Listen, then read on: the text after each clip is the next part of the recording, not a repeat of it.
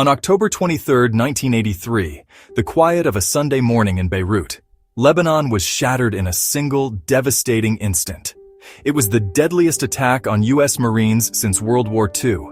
Imagine being thousands of miles from home, stationed on a peacekeeping mission, believing your presence was protecting civilians in a war-torn land.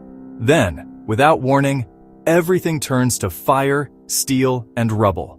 At 6:22 a.m., a truck packed with explosives smashed through the perimeter of the U.S. Marine Barracks at the Beirut International Airport. In seconds, the building collapsed into dust and concrete.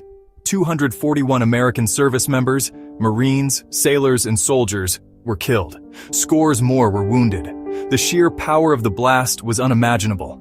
It left a crater 30 feet deep and was felt miles away. Survivors described the chaos as if an earthquake had struck. Everything that morning was turned to dust and steel. Why were they there?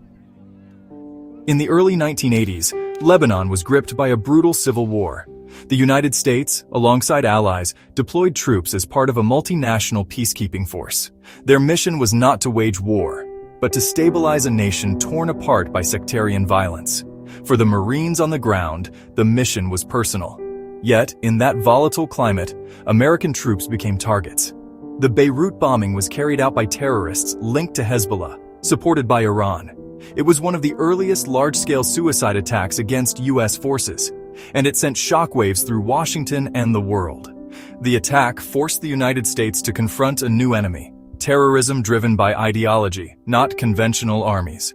Some historians see Beirut as a turning point, a warning of the challenges America would face for decades to come.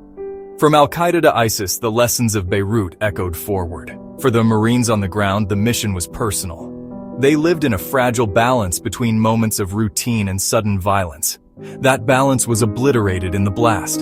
The chaos that followed changed lives forever, but behind the headlines and geopolitics are the lives that were lost. Young men, many barely out of high school, who answered the call to serve. The Beirut Marine Barracks bombing is remembered each year at memorials across the country.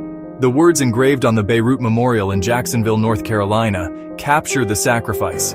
They came in peace. The tragedy of Beirut reminds us of the risks our service members face, even in so-called peacekeeping missions. It's a story not just of loss, but of resilience, honor, and a commitment to never forget. Because freedom has a price.